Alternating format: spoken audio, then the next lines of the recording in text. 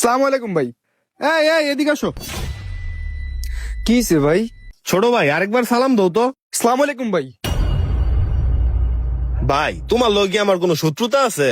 না তো ভাই, কোনো শত্রুতা নাই। আমি কি কোনোদিন তোমার কোনো ক্ষতি করছি? না তো ভাই।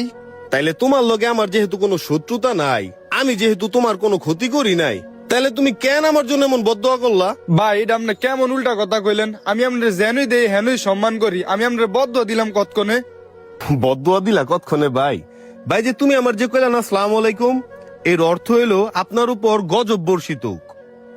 আর তুমি যদি সুন্দরভাবে সহিভাবে শুদ্ধভাবে কইতা আসসালামু আলাইকুম, এর অর্থ ছিল আপনার উপর শান্তি বর্ষিত হোক। তুমি আমার লেগে যেমন ওপেনে বদদোয়াটা করলা, আমি চাইলে কিন্তু এর পরিবর্তে তোমার প্রহার করতে পারতাম, কিন্তু এই বিষয়টা তোমার বুঝানোর দরকার ছিল, এই জন্য তোমার ডাকটা দিছি। বয়সটা তোর ভাই তোমার কম হয় নাই, সই শুদ্ধ ভাবে লিস্ট সালাম দেওয়াটা শিখো, নাইলে তুমি মানুষের লেগে দোয়া করতে গিয়া বদদোয়া করে লইবা। আর এই কথাটা শুধু তোমার একার জন্য বলতাছি না, যারা এই সই শুদ্ধ ভাবে সালাম দেয় না, তাদের সবার জন্য এই ভিডিওটা বানাইছি। আর আপনাদের যদি এই ভিডিওটা ভালো লাগে অবশ্যই শেয়ার করে দিবেন।